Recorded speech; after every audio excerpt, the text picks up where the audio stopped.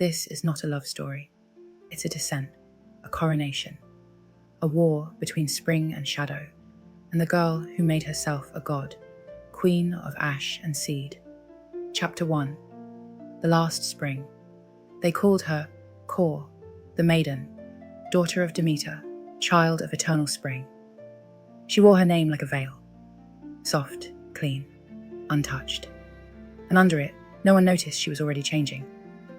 The meadow bloomed around her bare feet. Where she stepped, the flowers turned toward her. Crocus, iris, hyacinth, all delicate, all obedient. Birds sang when she passed. Even the breeze bent around her like a worshipper. But Persephone, for that was her true name, the name she whispered only to herself, was already bored. "I'm not a child," she said one morning, plucking a red poppy from the grass. She crushed it between her fingers until the petals bled. Demeter looked up sharply. "No blood red," she said. "Not in your hands. The gods will see it." Persephone said nothing. She let the petals fall. That night, the grass beneath her bed blackened in a perfect circle. The seasons were not seasons then.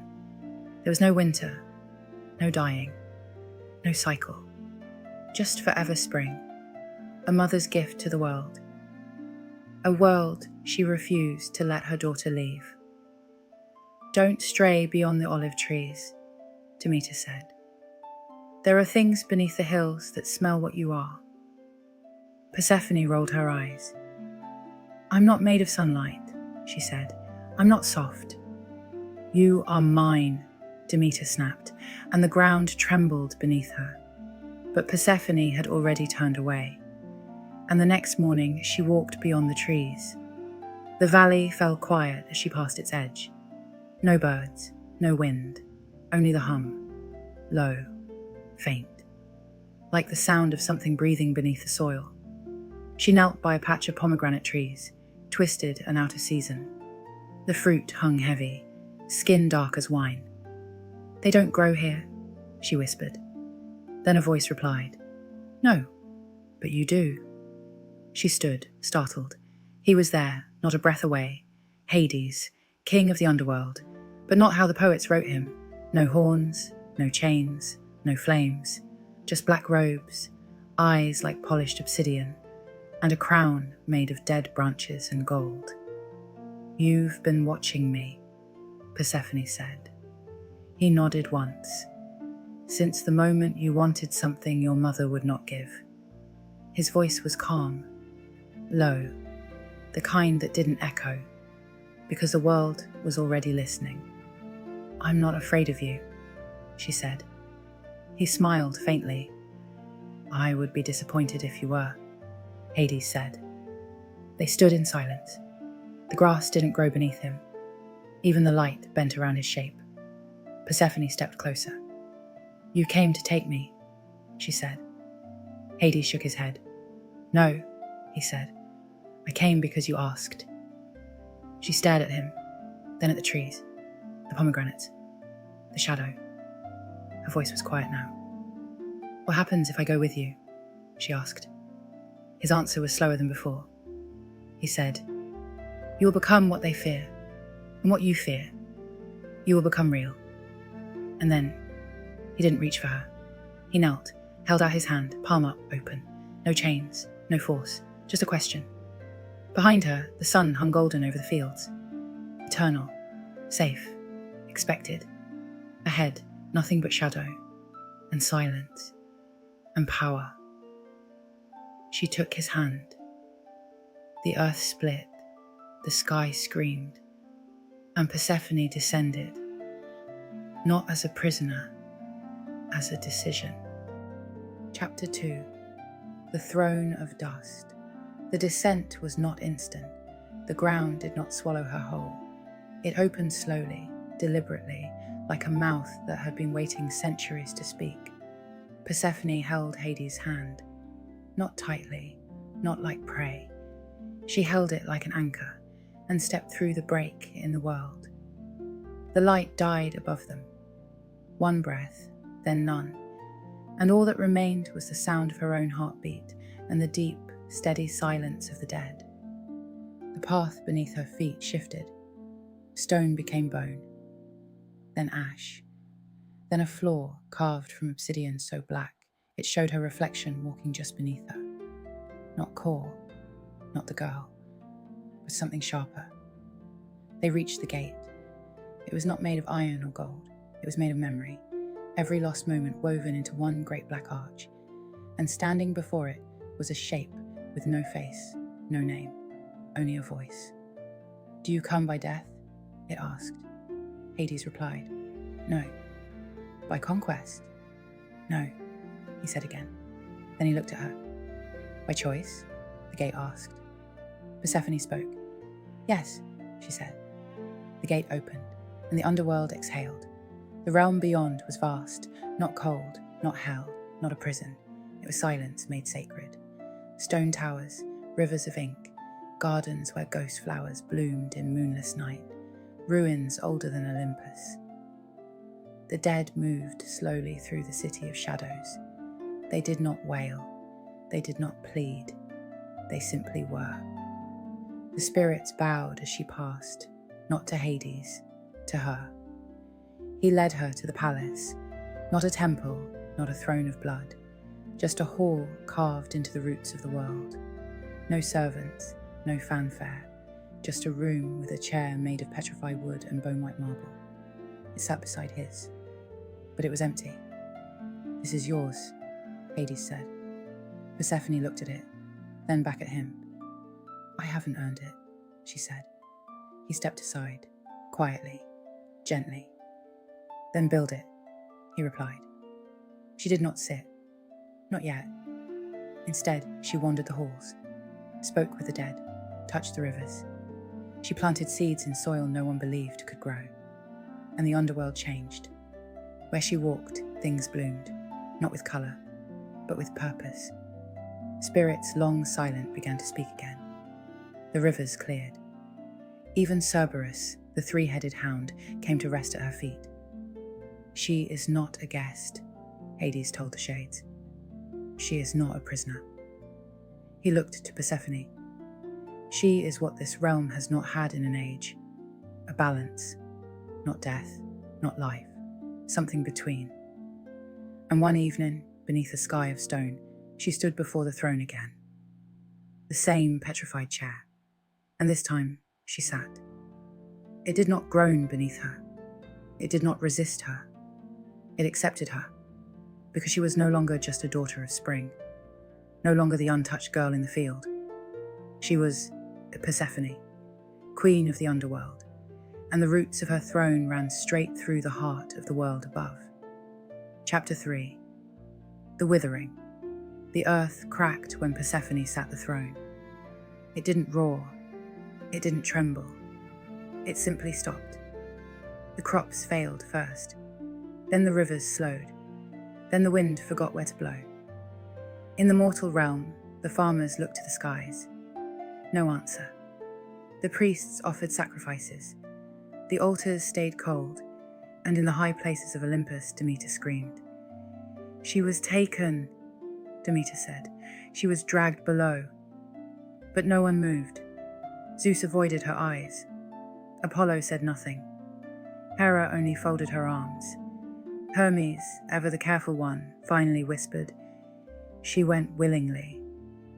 Demeter's voice shook the marble beneath them. "She's a child," she said. "She doesn't know what she's become." But the truth had already taken root. Persephone had not been stolen. She had chosen. And that truth scorched Demeter more than fire. She tore the temples down. She turned fields to salt. She refused the world her gift. "If my daughter will reign beneath," Demeter said, "then the world above will learn hunger." Winter came. For the first time. Mortals froze in their beds. Animals starved. Even the sun dimmed at the edge of its path. They cried to the gods, to Demeter, to Hades, to Persephone. But only one answered. Beneath the world, in her throne of stone and bone, Persephone listened. Not with her ears, but with the roots she'd sown into the soul of the land. She felt the dying, felt the sorrow, felt her mother's grief like ash under her fingernails. And still, she did not rise. Hades approached her one night. The river of Lethe whispered behind him. His crown glinted dull in the dark. "She will not stop," he said. "She will burn the world." Persephone looked down at her hands. Soil clung to her palms, black, fertile. "She wants me to be a child again," Persephone said. "She wants the girl who only knew flowers." "And what do you want?" Hades asked. She didn't answer immediately. Then, to be more than a season. Above, Demeter roamed the hills barefoot, hair unbound, face streaked with fury and frost. She clawed at the sky, and the sky turned its face, and the mortals wept. Not for her, for themselves, because in the fight between gods, it is always the humans who break first. Persephone rose from her throne. She did not cry. She walked to the roots she had planted, bent to the ground, pressed her hands into the earth, and it breathed. Not forgiveness, not surrender, but rhythm. She would return. For them, not for her mother. In the dead of night, Persephone whispered, "Tell her I'll come." Hades turned, surprised, then nodded. "On one condition," Persephone added. "Half the year I stay, the other half I rule." He looked at her, and for the first time since the beginning of time, the king of the dead smiled. "Then let it be," he said. Hermes flew like fire to the surface. Demeter stood in a field of frost and bones. When he spoke, he said, "She comes back," but not as core. And Demeter, still raging, still raw, fell to her knees, because she knew the truth. Her daughter had eaten the pomegranate, not in ignorance, in oath. And no flower would ever bloom again, without Persephone's name beneath it. Chapter 4. Queen of both worlds. Not because Demeter forgave, but because Persephone had returned. The first sprout pushed through frost-bitten ground. The wind remembered how to warm. The sun, hesitant, climbed back into the sky. But everything it touched had changed. She did not come back in silence, not hidden in mist or shame. Persephone rose from the underworld, crowned, not with flowers, but with iron blossoms, with vines twisted from bone, with petals blackened at the edge like burned parchment. And the mortals who saw her, they knelt, not because she was bright, but because she was true. Demeter met her on the edge of the meadow where it all began. The sky bloomed gold behind her. The field stood silent. "You came back," Demeter said, voice raw. Persephone studied her. "I never left," she replied. Demeter stepped forward. "My daughter," she began, but Persephone raised her hand. "No," she said. "I am not only your daughter." Demeter froze. Persephone stepped closer. "I am not core." She held her hand out to the ground. Flowers sprang from her fingertips, but not the ones Demeter had given her.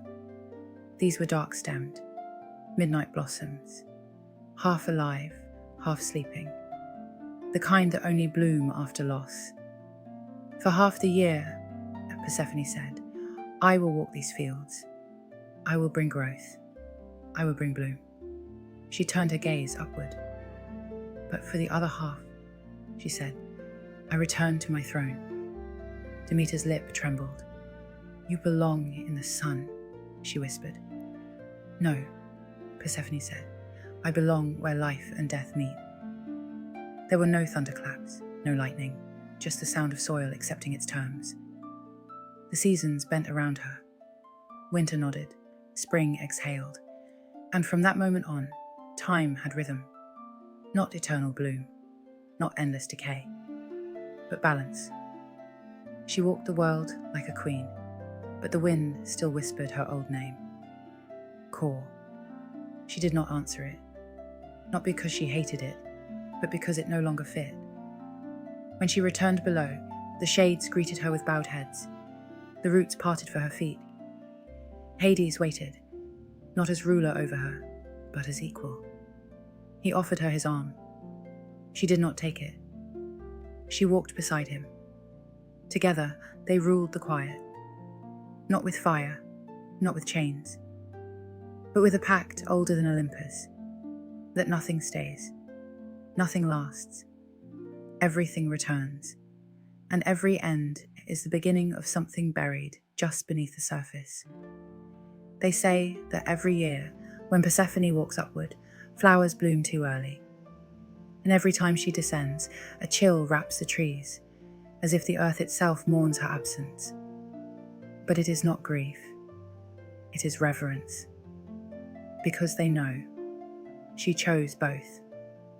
And gods do not fear death, they walk with it.